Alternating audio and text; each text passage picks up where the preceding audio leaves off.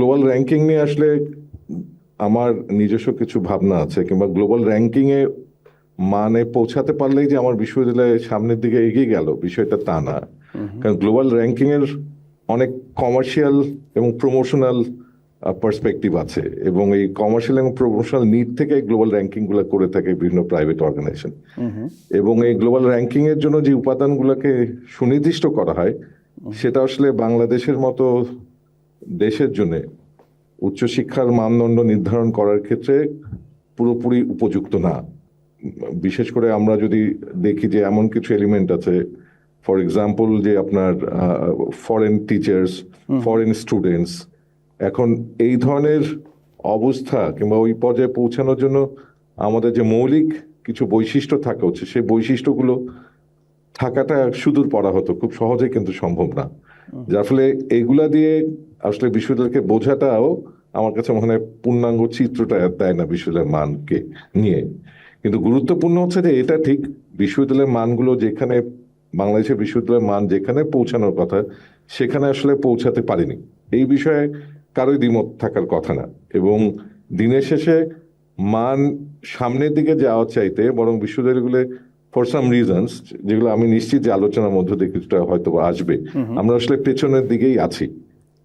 এবং মূল বিষয়টা হচ্ছে যে আমাদের যারা রাজনৈতিক নেতৃবৃন্দ আছেন তারা বুঝতে পারেন কিনা আসলে বিশ্ববিদ্যালয় বলতে আমরা কি বুঝি এবং বিশ্ববিদ্যালয়ের জন্য কি করণীয়। তবে একটা ধন্যবাদ দিতে হয় বর্তমান সরকারকে, বিশেষ করে বাজেটের ইস্যুটাকে অনেক বেশি গুরুত্ব দিচ্ছেন। এবং বর্তমানে যারা সরকারে আছেন তারা যে তাদের যে ইলেকশন ম্যানিফেস্টোতে 5% অফ জিডিপি ওনারা শিক্ষা খাত এবং একই সাথে স্বাস্থ্য খাতের জন্য নির্ধারণ করেছেন, এটা আমার কাছে মনে হয় একটা বড় ধরনের পরিবর্তন উচ্চশিক্ষা নিয়ে ভাবনার ক্ষেত্রে।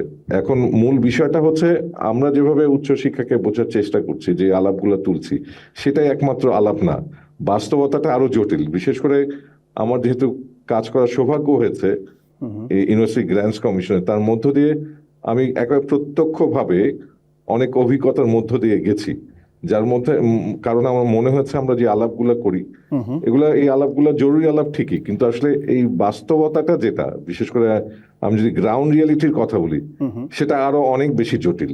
তার মানে হচ্ছে ওই গ্রাউন্ড রিয়ালিটি গুলোকে মাথায় নিয়ে পরের ধাপে এখন যে আলোচনাগুলো আমরা করি, র্যাঙ্কিং এর আলাপ কিংবা অন্য আলাপগুলো, কিন্তু তার আগে মৌলিক কিছু বিষয় আছে, সেই বিষয়গুলো আমরা কিন্তু সেটেল না করে আমরা ম্যাক্রো লেভেলের অনেক ইস্যু নিয়ে আমরা আলাপ করি, কিন্তু মাইক্রো লেভেলে যে জটিলতা আছে সেটা নিয়ে আলাপ খুব জরুরি। যার জন্য আমি সবসময় বলি যে গত 2-3 দশকে উচ্চশিক্ষা ক্ষেত্রে আমরা অনেক সময় জেনোসাইড শব্দটা উচ্চারণ করি বিভিন্ন আঙ্গিক থেকে, কিন্তু এডুসাইডের বিষয়টা বিবেচনা করা খুব জরুরি। যদি অনেকে বলেন যে এটা খুব হার্শ একটা শব্দ, কিন্তু আমার যে অভিজ্ঞতা হয়েছে, নিশ্চয় আলাপের মধ্য দিয়ে এগুলো আসবে, যে অনেক ক্ষেত্রেই বাংলাদেশের উচ্চশিক্ষা এডুসাইডের শিকার হচ্ছেন গত 2-3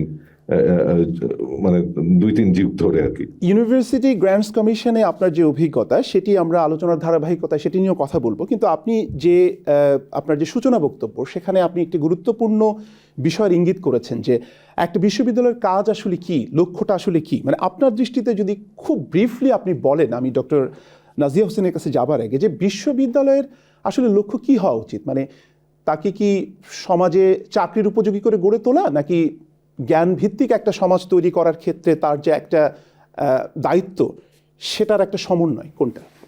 মানে গুরুত্বপূর্ণ হচ্ছে যে কথাটা আমি শুরুতেই বললাম, আসলে আমাদের বিশ্ববিদ্যালয় কি এটা বুঝতে পারাটা আমাদের মূল কাজ। বিশ্ববিদ্যালয়ে দুটা কাজই হতে পারে, জ্ঞান ভিত্তিক সমাজ নির্মাণে কাজ করা, একই সাথে যারা সব শিক্ষার্থী তো জ্ঞান নির্মাণে কিংবা জ্ঞানের যে প্রোডাকশনের ক্ষেত্রে তারা যে ভূমিকা পালন করার ক্ষেত্রে খুব আগ্রহী হবে তা না। আমাদের বিশেষ করে আমরা যদি বাংলাদেশের মতো রাষ্ট্রগুলা দেখি, দক্ষিণ এশিয়ার রাষ্ট্রগুলা দেখি, শিক্ষার্থীদের একটা বড় আকাঙ্ক্ষা হচ্ছে যে আমি ভালোভাবে পড়াশোনা করে আমার একটা ভালো পেশায় ঢোকা। যার ফলে খুব গুরুত্বপূর্ণ হচ্ছে জ্ঞান ভিত্তিক সমাজের যেমনি বিশ্ববিদ্যালয়ের ভূমিকা আছে, তেমনি একটা পেশাদারি ব্যবস্থায় কিংবা একটা পেশায় যাওয়ার জন্য একটা শিক্ষার্থীর যে যোগ্যতা, যে দক্ষতা অর্জন করা দরকার, সেটার প্রস্তুতিটাও যেন বিশ্ববিদ্যালয়ে পৌঁছায়। তার মানে এই দুটার ভারসাম্য খুবই গুরুত্বপূর্ণ।